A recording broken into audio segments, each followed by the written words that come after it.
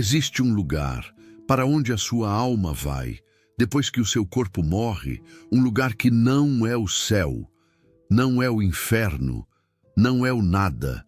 É algo que a medicina ignorou por décadas, que as religiões descrevem de forma incompleta e que milhares de pessoas que morreram clinicamente e voltaram descrevem com uma precisão perturbadora. Raymond Moody passou 50 anos de sua vida documentando esse lugar, e o que ele descobriu vai mudar completamente a forma como você vê a morte.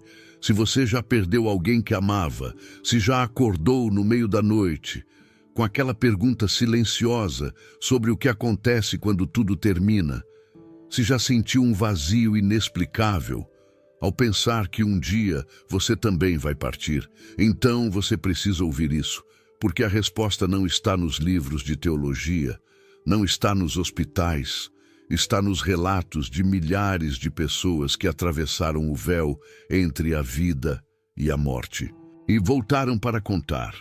Antes de continuarmos, preciso te explicar algo fundamental. O que vou compartilhar hoje não é especulação, não é fantasia. É o resultado de mais de 7.000 casos documentados pelo Instituto Antônio de Aquino. Mais de 1.000 casos estudados pelo Dr. Bento Gonçalves, na Universidade de Virgínia, e 50 anos de pesquisa do próprio Raymond Moody. São histórias que se repetem com uma consistência, que desafia qualquer explicação neurológica convencional.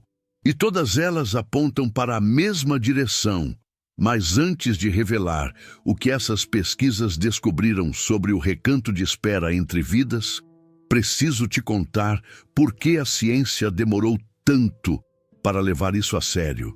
Durante décadas, a medicina tratou relatos de experiências de quase morte como alucinações, falta de oxigênio no cérebro, diziam, reações químicas do cérebro morrendo, fantasias criadas por uma mente em pânico. Mas em 2023, algo mudou. O estudo AWARE-2, liderado pelo Dr. Sam Parnia, monitorou 567 pacientes durante paradas cardíacas. O que encontraram desafiou tudo que a neurociência acreditava saber. 40% desses pacientes mostraram atividade cerebral retornando após seus corações pararem, não antes, após, e mais perturbador ainda, alguns deles relataram percepções que foram verificadas como reais. Eles descreveram conversas que aconteceram na sala, enquanto estavam clinicamente mortos. Viram objetos que só poderiam ter visto se estivessem flutuando acima de seus próprios corpos. O Dr. Bento Gonçalves, professor emérito de psiquiatria da Universidade de Virgínia, estudou mais de 1.000 casos ao longo de sua carreira. Em uma entrevista recente ao podcast Café com Leitura, em 2024, ele disse algo que parou o mundo acadêmico.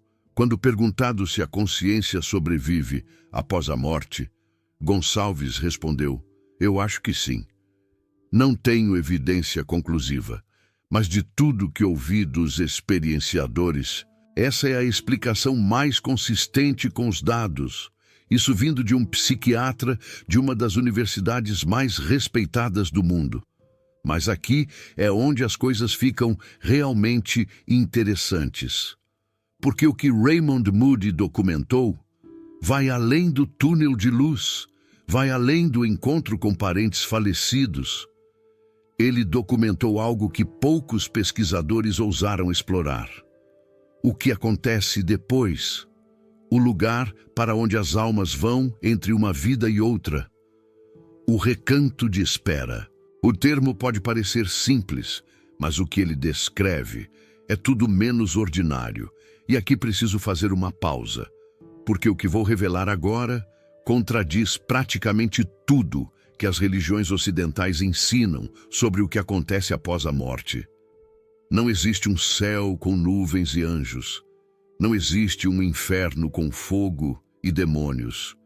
O que existe, segundo esses milhares de relatos, é algo muito mais complexo, muito mais belo e muito mais desafiador para a nossa compreensão limitada. Quando Antônio de Aquino começou a fazer regressões hipnóticas com seus pacientes na década de 90, ele não estava procurando evidências de vida após a morte. Ele era um cético, um hipnoterapeuta tradicional. Mas algo estranho começou a acontecer. Pacientes em estados profundos de hipnose começaram a descrever, com detalhes consistentes, um lugar que existia entre suas encarnações anteriores. Não era o céu, não era um reino com anjos tocando harpas. Era algo muito mais estruturado, muito mais organizado. Eles descreviam chegar a esse lugar após a morte do corpo físico. Primeiro, havia o túnel de luz que Moody documentou em Vida Após a Vida. Depois, o encontro com seres queridos falecidos. Mas então, algo que poucos relatos de EQM mencionam. Uma transição para um espaço diferente. Um lugar de cura. Um lugar de espera. Antônio de Aquino documentou mais de 7.000 casos. Hoje, o Instituto Antônio de Aquino treinou mais de 200 terapeutas em 40 países, conduzindo mais de 35.000 sessões de regressão entre vidas. E os relatos são assustadoramente consistentes. As pessoas descrevem um lugar que funciona como uma estação de trânsito para a alma, um espaço onde você processa a vida que acabou de viver, onde você é recebido por guias, onde você descansa antes de planejar sua próxima jornada. Mas calma, porque o que acontece nesse recanto de espera não é o que você imagina. Lembra quando mencionei que as religiões descrevem isso de forma incompleta? Aqui está a razão. O livro tibetano dos mortos, escrito há mais de 600 anos, descreve um conceito chamado bardo, um estado intermediário entre a morte e o renascimento. Segundo essa tradição, a alma passa por 3 estágios após a morte. O bardo do momento da morte, o bardo da experiência da realidade e o bardo do renascimento. Todo esse processo, segundo os tibetanos, dura 49 dias. Agora, o que é perturbador é o seguinte: pacientes de Antônio de Aquino, sem nenhum conhecimento de budismo tibetano, descrevem estágios semelhantes.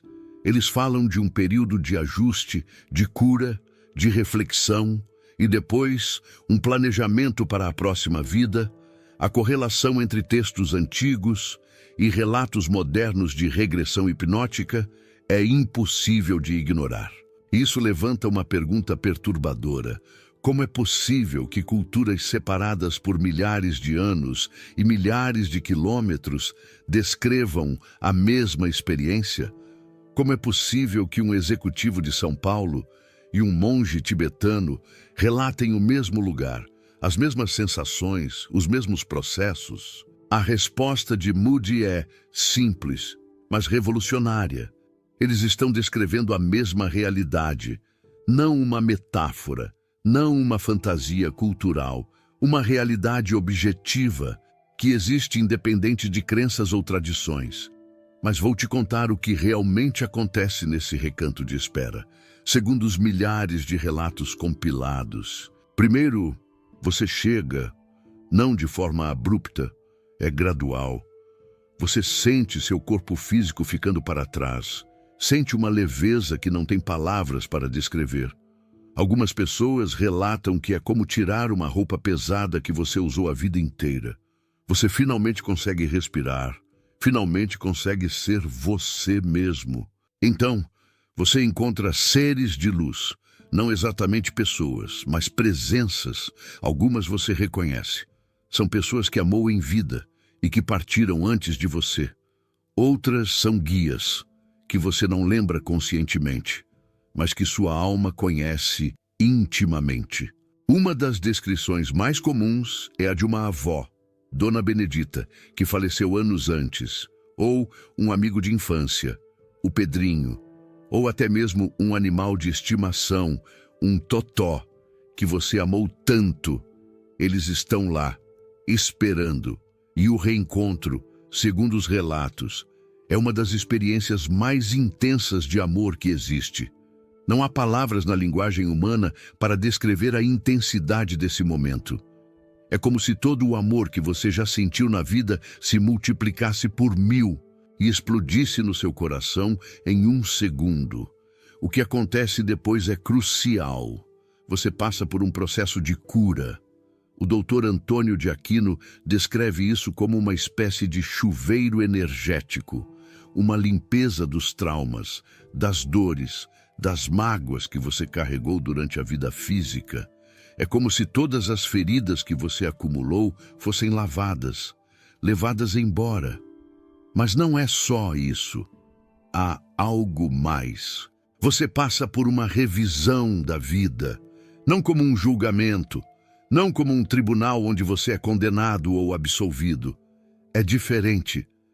Você revive momentos da sua vida, mas não da sua perspectiva.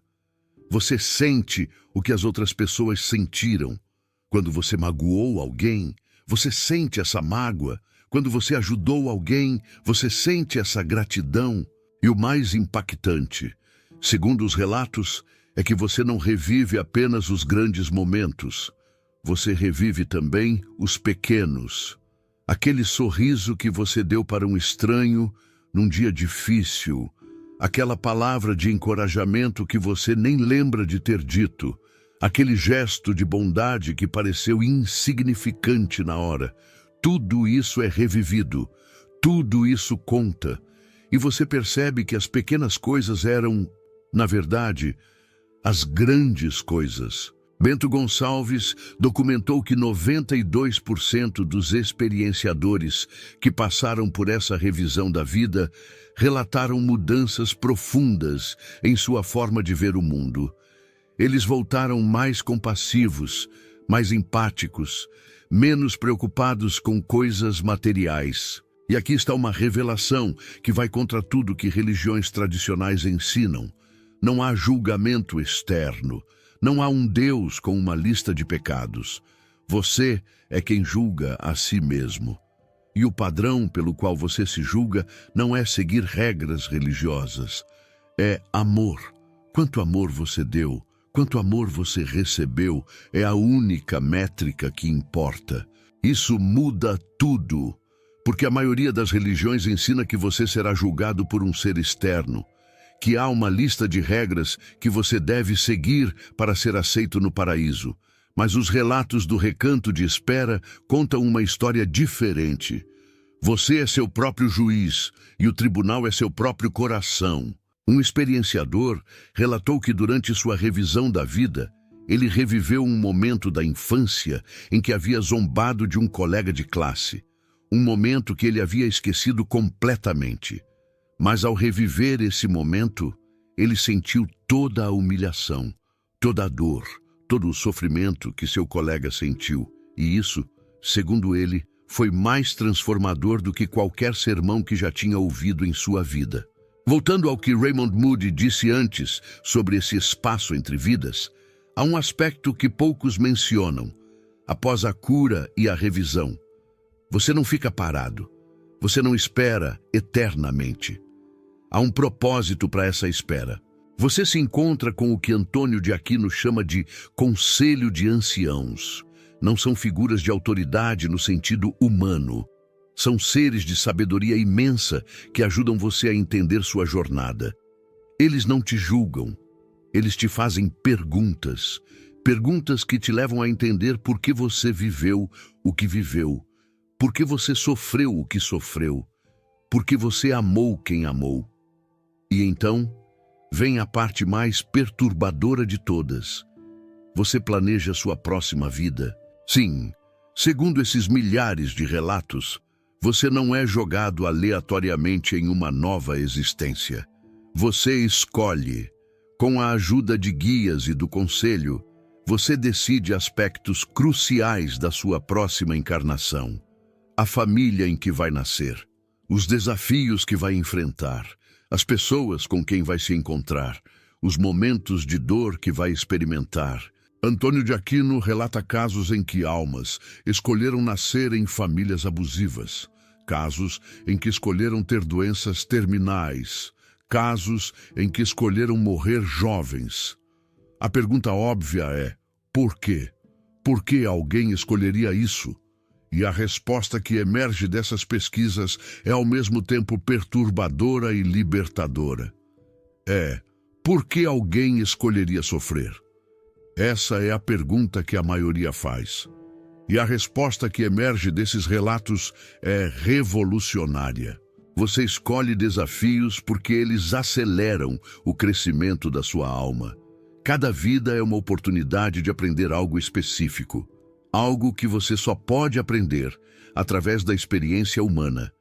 E as lições mais profundas, as que mais transformam, frequentemente vêm através do sofrimento. Isso explica por que algumas almas escolhem vidas difíceis, porque algumas pessoas parecem carregar fardos impossivelmente pesados desde o nascimento. Não é castigo, é escolha. Uma escolha feita de uma perspectiva que transcende a compreensão humana comum. Lembra do bardo tibetano que mencionei? Aqui está outra correlação fascinante. Os tibetanos ensinam que durante os 49 dias entre morte e renascimento, a alma tem oportunidades de libertação, de escolha consciente, de direcionamento do próprio destino. Antônio de Aquino encontrou o mesmo conceito em seus pacientes ocidentais. Mas há mais uma coisa que preciso te contar antes de continuarmos. É talvez a descoberta mais reconfortante de todas as pesquisas de Raymond Moody. Você não está sozinho nesse recanto de espera. Os relatos descrevem consistentemente o conceito de grupos de alma. São conjuntos de seres que encarnam juntos, vida após vida. Sua mãe, nesta vida, pode ter sido sua filha em outra. Seu melhor amigo pode ter sido seu irmão. Seu maior inimigo pode ser uma alma que concordou em te desafiar para que você pudesse crescer.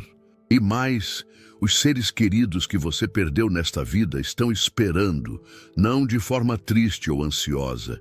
Eles estão em paz. Eles têm uma perspectiva maior. Eles entendem coisas que você, preso no corpo físico, ainda não consegue compreender. Guilherme Borges, que pesquisou mais de 3.300 casos de comunicação após a morte, documentou que muitas pessoas recebem sinais de falecidos exatamente quando mais precisam.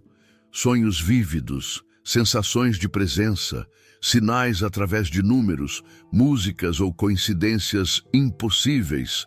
Não são alucinações do luto, são, segundo essas pesquisas, tentativas reais de comunicação de seres que já estão nesse recanto de espera entre vidas. E aqui está algo que poucos mencionam.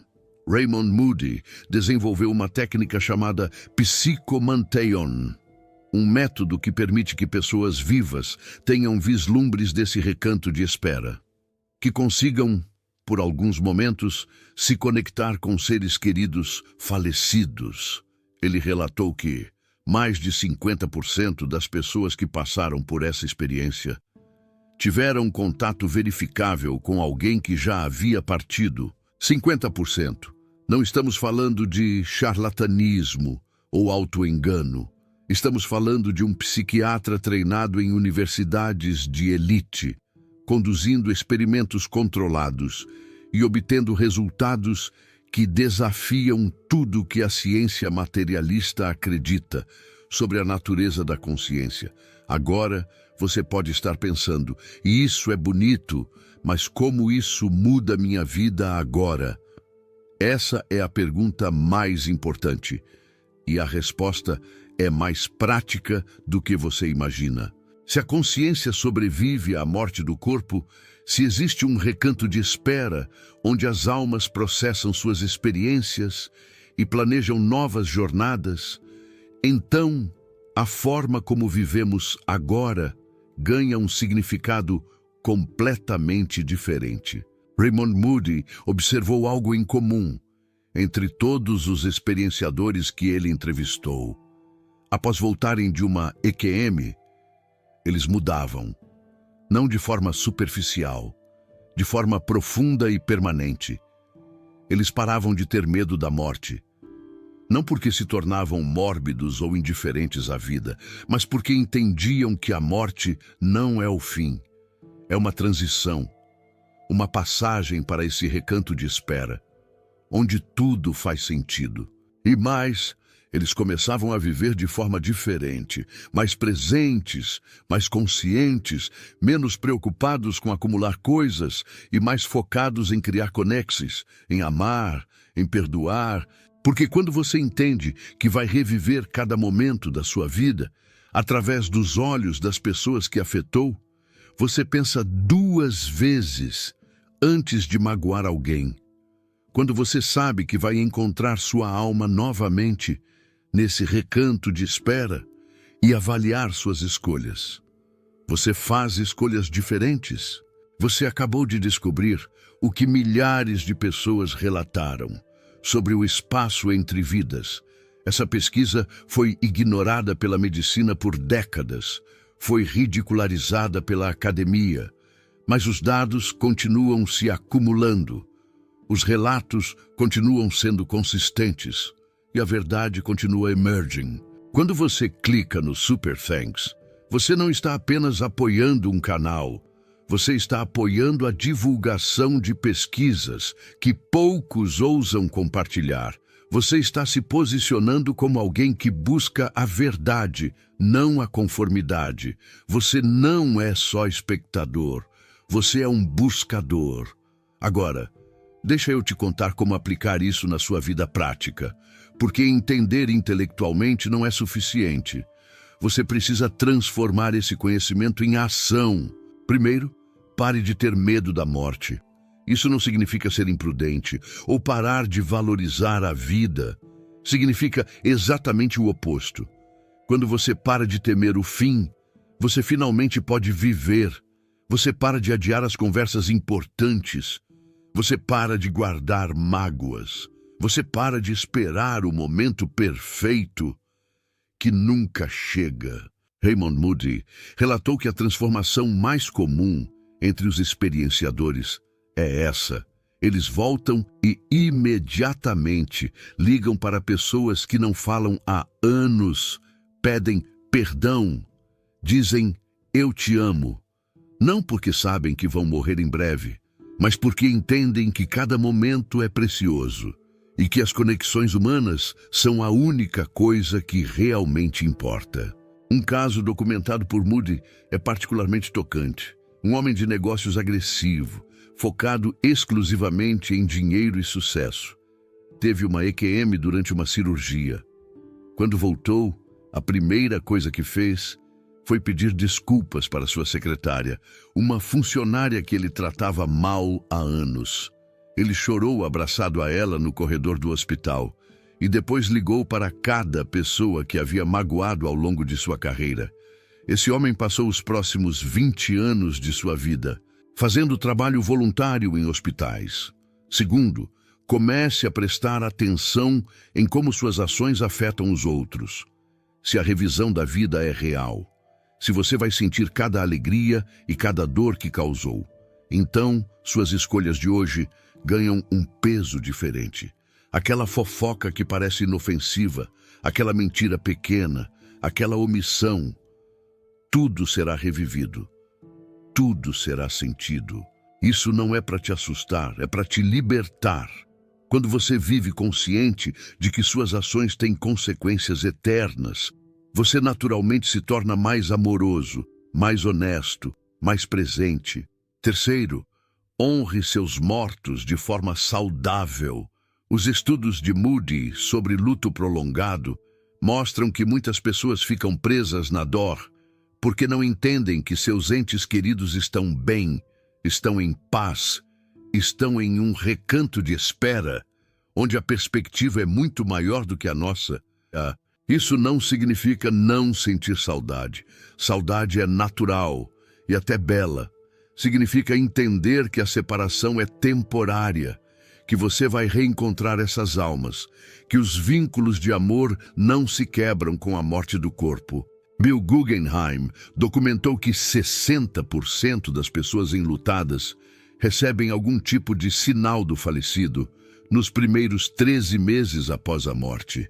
A maioria ignora ou racionaliza. Mas quando você entende que a comunicação é possível, você começa a prestar atenção, e quando presta atenção, encontra. Quarto, pare de julgar sua vida pelas métricas erradas: dinheiro, status, conquistas materiais. Segundo os relatos do Recanto de Espera, nada disso importa.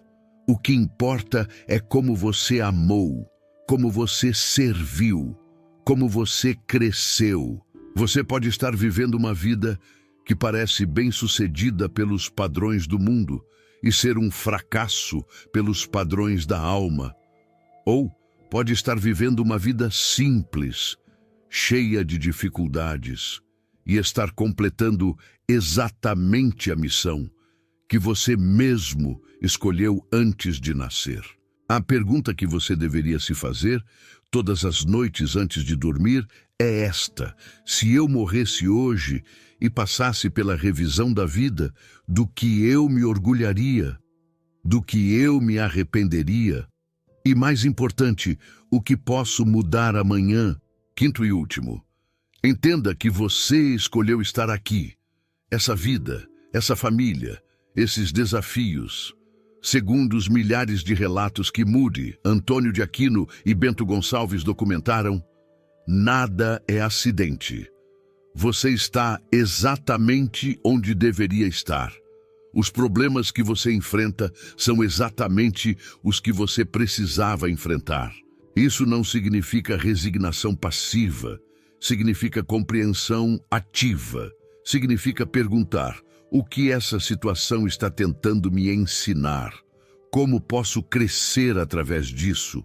Qual é a lição que minha alma veio buscar? Bento Gonçalves relata que experienciadores frequentemente descrevem seus maiores inimigos nesta vida como seus maiores aliados no recanto de espera.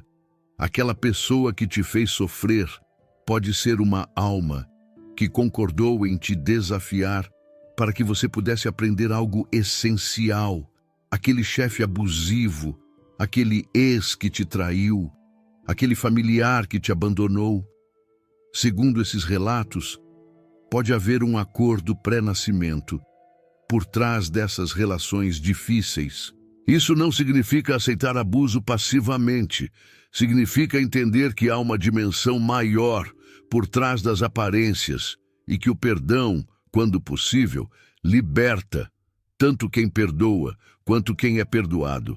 Antes de terminar, preciso compartilhar uma última revelação, algo que Raymond Moody disse em uma de suas últimas entrevistas. Resume tudo isso de forma tão profunda. Ele disse que, após 50 anos dedicados a estudar a morte, a maior lição que aprendeu não foi sobre o que acontece quando morremos, mas sim sobre como deveríamos viver. Ele percebeu que todas as experiências de quase morte apontam para a mesma verdade essencial. O amor é a única coisa real. Tudo o mais é temporário. Tudo o mais é ilusão. Dinheiro, poder, fama, conquistas. Nada disso atravessa o véu. Somente o amor atravessa. E naquele recanto de espera, entre as vidas, quando você olha para trás, para a vida que acabou de viver, a única pergunta que realmente importa é: você amou? Você se permitiu ser amado? Você deixou o medo impedi-lo de amar intensamente?